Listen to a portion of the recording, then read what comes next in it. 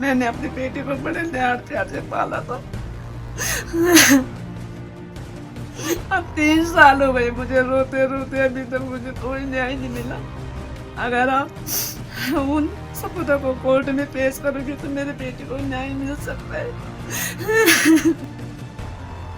जिस तरह से मैं रो रही हूँ, दुनिया की फिर कोई माँ इस तरह से ना रोए। पौड़ी की बेटी अंकिता को न्याय दिलाने की मांग एक बार फिर उत्तराखंड में तेज हो गई है। इस बार मामला और भी संवेदनशील और गंभीर हो गया है। भाजपा के पूर्व विधायक सुरेश राठौर की कथित धर्मपत्नी उर्मिला सनावर ने अपनी ही पार्टी के कद्दावर नेता वीआईपी गट्टू का नाम खुले तौर पर अंकिता हत्याकांड से जोड़ दिया है। उर्मिला सनावर के इस बयान के बाद राजनीतिक गलियारों में हड़कंप मच गया है। वहीं सोशल मीडिया पर भी लोगों का गुस्सा साफ दिखाई दे रहा है। इस मामले में अंकिता के माता पिता का दर्द एक बार फिर सामने आया है। अंकिता के पिता ने पूरे सिस्टम पर गंभीर सवाल खड़े किए हैं। उनका कहना है कि अगर समय रहते सही जांच होती तो आज उनकी बेटी को न्याय मिल चुका होता। वहीं अंकिता की मां ने भावुक होते हुए कहा कि मैंने अपनी बेटी को बड़े लाड प्यार से पाला था। आज मेरी बेटी हमारे बीच नहीं है, बस उसे न्याय दिलाने में सब लोग हमारा साथ दें। मैं उस बहन से हाथ जोड़ के विनती करती हूँ कि बहन, मैंने अपनी बेटी को बड़े लाड प्यार से पाला था। अब 3 साल हो गए मुझे रोते-रोते, अभी तक मुझे कोई न्याय नहीं मिला। जब से मैंने आपकी वीडियो देखी है, मुझे आशा की किरण दिखाई दी है। अगर आप उन सबूतों को कोर्ट में पेश करोगे तो मेरे बेटी को न्याय मिल सकता है। भले ही मेरी बेटी इस दुनिया में नहीं है, लेकिन जिस तरह से मैं रो रही हूँ, दुनिया की फिर कोई माँ इस तरह से ना रोए। आपसे हाथ जोड़ के विनती है मेरे,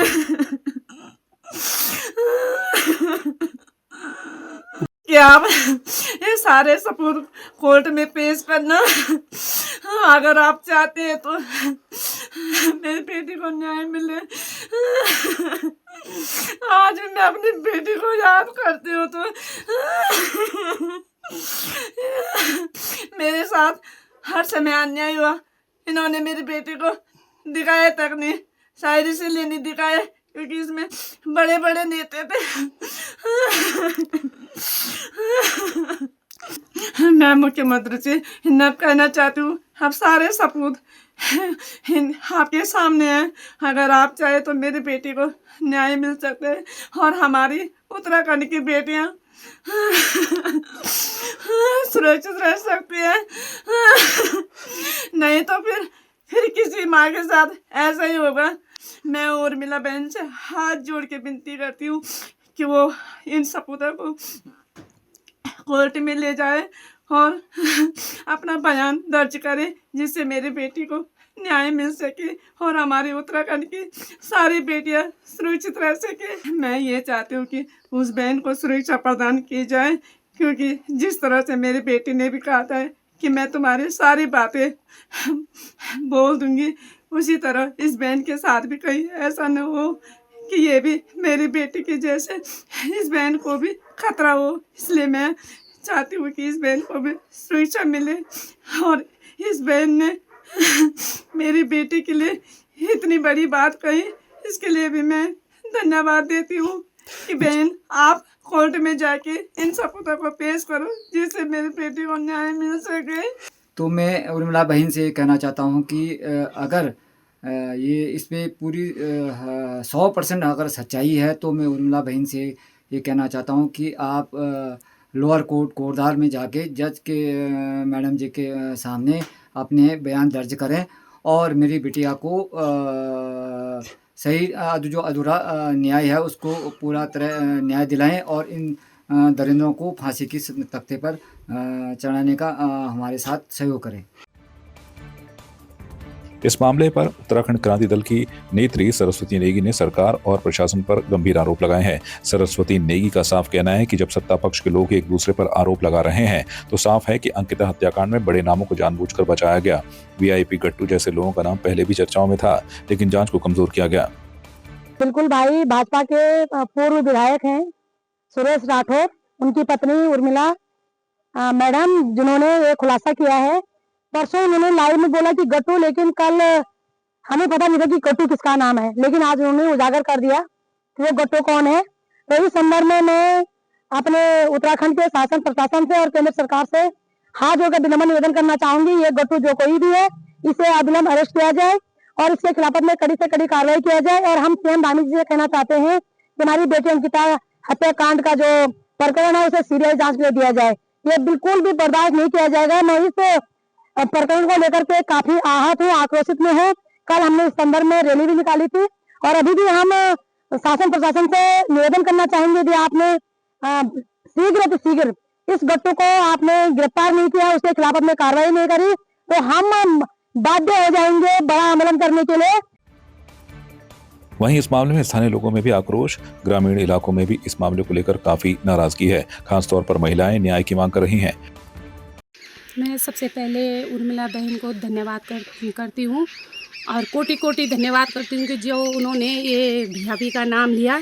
और बहन, मैं मानती हूँ कि आपकी ज़िंदगी का खतरा है, क्योंकि हमने अपनी बेटी को खोया है। हमें पता है कि हमारी बेटी के साथ क्या हुआ है, पर लेकिन मैं ये चाहती हूँ कि आपके पास जो भी प्रूफ है आप जनता के सामने रखो। जब आप फेस पे आ गए, आपका फेस देख दिया जनता ने, तो वो प्रूफ भी जनता देखना चाहती है। जनता के सामने आएगा तो कम से कम ये तो रहेगा कि सारी जनता पे प्रूफ आ जाएगा और उसे हम कोर्ट में रख सकते हैं। यही कहना चाहती हूँ मुख्यमंत्री से कि वो ज़्यादा से ज़्यादा साथ हमारा दे और जो भी ये गट्टू है इसको सामने लाएं, क्योंकि अगर ये सामने आएगा तो जनता आपके साथ भी रहेगी और ये नहीं आएगा तो जनता आपके खिलाफ खड़ी होगी। अब सबसे बड़ा सवाल यही है कि क्या अंकिता को इंसाफ मिलेगा या फिर ये मामला भी सवालों में ही दबकर रह जाएगा। फिलहाल सबकी नजर सरकार की जांच एजेंसियों पर टिकी है। सिर्फ प्यार ही एक जज्बात नहीं होता, अपनों के साथ घर बनाना भी प्यार होता है। आप इस धूप में कितनी अच्छी। और ट्रूमेट अप्लायंसेस के साथ आपका दिल और घर दोनों चले परफेक्ट सिंक में। ट्रूमेट अप्लायंसेस के साथ लिखिए एक नई कहानी और देखिए हमारी फिल्म गुस्ताख-ए-इश्क जो आ रही है 28 नवंबर को सिर्फ थिएटर्स में। खटीमा में बीती रात एक दर्दनाक घटना घट गई। एक 21 वर्षीय युवक अजय पोखरिया जो खटीमा का निवासी था, ट्रेन की चपेट में आ गया। स्थानीय लोगों ने तुरंत पुलिस को सूचना दी। मौके पर पहुंची पुलिस ने युवक को तुरंत नागरिक अस्पताल पहुंचाया, लेकिन चिकित्सकों ने जांच के बाद उसे मृत घोषित कर दिया। पुलिस ने पंचनामा की कार्रवाई करते हुए शव को शव विच्छेदन गृह रखा है। युवक की पहचान अजय पोखरिया पुत्र लच्छू सिंह के रूप में हुई है। रात में लगभग मेरी ड्यूटी थी, मैं से लगभग करीब ये आए हैं 10:40 के आसपास 108 के द्वारा लाए गए थे, ठीक है। और इनका नाम है अजय पोखरिया, उम्र लगभग 21 साल, फीमेल है। पिताजी का नाम है लच्छू सिंह। और ये जो 108 और जो उनके कुछ साथ में आए तो उनके द्वारा बताया गया ये ट्रेन से कटे हुए थे, मतलब मिले वहीं ट्रेन के पास में, वहाँ पे रेलवे पटरी। पंचने भी कार्रवाई, पुलिस वाले अभी आ गए हैं, सुबह भी आज आए थे, तो उनके द्वारा मैंने अवगत करा दिया है। तो पोस्टमार्टम की कार्रवाई आगे, मतलब पंचनामा वगैरह फॉर्मेलिटी होने के बाद वो आगे की कार्रवाई की जाएगी। सिर्फ प्यार ही एक जज्बात नहीं होता, अपनों के साथ घर बनाना भी प्यार होता है। आप इस धूप में कितनी अच्छी। और ट्रूमेट अप्लायंसेस के साथ आपका दिल और घर दोनों चले परफेक्ट सिंक में। ट्रूमेट अप्लायंसेस के साथ लिखिए एक नई कहानी और देखिए हमारी फिल्म गुस्ताख-ए-इश्क जो आ रही है 28 नवंबर को सिर्फ थिएटर्स में। उत्तराखंड राज्य निर्माण के प्रेरक और पर्वतीय गांधी के नाम से प्रसिद्ध स्वर्गीय इंद्रमणि बडोनी के 100वें जन्म दिवस पर मसूरी में श्रद्धा और सम्मान का अद्भुत दृश्य देखने को मिला। इस अवसर पर इंद्रमणि बडोनी चिर स्मृति मंच मसूरी की ओर से मसूरी स्थित इंद्रमणि बडोनी चौक पर एक विशेष कार्यक्रम आयोजित किया गया। कार्यक्रम में कैबिनेट मंत्री गणेश जोशी, विभिन्न राजनीतिक दलों के प्रतिनिधि, सामाजिक संगठन, व्यापार मंडल और बड़ी संख्या में स्थानीय नागरिक उपस्थित रहे। सभी ने बडोनी जी की प्रतिमा पर पुष्प अर्पित कर उन्हें बताए मार्गों पर चलने का संकल्प लिया। कैबिनेट मंत्री गणेश जोशी ने कहा कि इंद्रमणि बडोनी जी ने उत्तराखंड राज्य निर्माण के लिए आजीवन संघर्ष किया। उनकी दूरदर्शिता और आंदोलन ने उत्तराखंड के निर्माण की नींव रखी। नायक जिन्होंने उत्तराखंड राज्य के आंदोलन की लड़ाई को लड़ा, चाहे वो निर्दलीय विधायक रहे, चाहे कांग्रेस के विधायक रहे, चाहे आंदोलनकारी नेता के रूप में रहे। इस आंदोलन की शुरुआत आपने की। आज की 100वीं जयंती पर उनको नमन करने मैं यहाँ पर आया हूँ। और आज हमारा राज्य 25 साल का हो गया है और इस राज्य के निर्माण में उनकी भूमिका को हम नहीं सकते। और क्योंकि हम जयंती वर्ष में इस कार्यक्रम को मना रहे हैं, इसलिए हमने फैसला किया कि इस बार विंटरलैंड कार्निवाल की शुरुआत माननीय बडोनी जी के नाम से होगी। आज पहला दिन है कि उनको हमने समर्पित किया है। अगर छोटे राज्य नहीं बने होते तो आज कार्निवाल भी नहीं यहाँ पर हो रहा होता। तो फिर राज्य बने, हम विधायक बने, हम मंत्री बने, मैं उनको नमन करता हूँ, प्रणाम करता हूँ। इसी प्रकार कल का दिन भी हमने इस राज्य के निर्माता भारत रत्न स्वर्गीय अटल बिहारी वाजपेयी जी के नाम किया। जहाँ इसके आंदोलन का श्रेय बडोनी जी को जाता है, वही इसके निर्माण का श्रेय माननीय अटल जी को जाता है। सिर्फ प्यार ही एक जज्बात नहीं होता, अपनों के साथ घर बनाना भी प्यार होता है।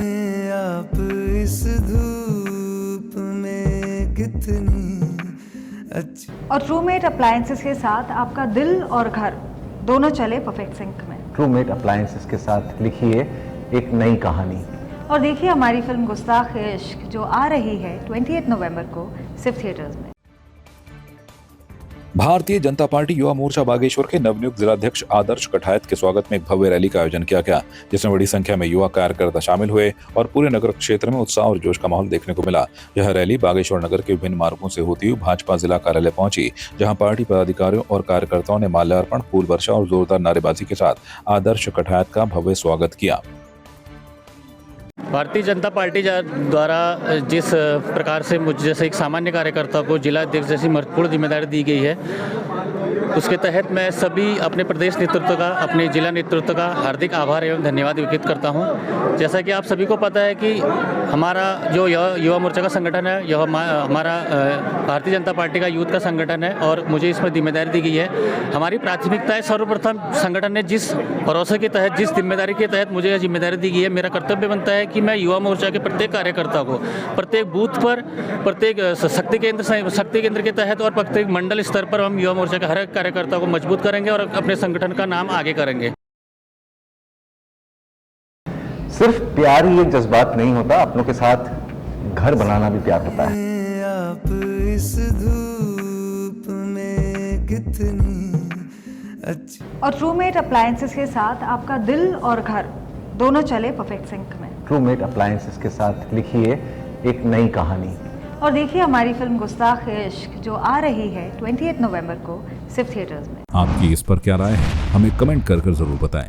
इसके साथ ही आप हमारे YouTube चैनल को सब्सक्राइब कीजिए। आप हमें Facebook, Instagram, Twitter पर फॉलो भी कर सकते हैं और संवाद 365 के साथ एक क्लिक में जुड़ने के लिए डाउनलोड कीजिए संवाद 365 ऐप।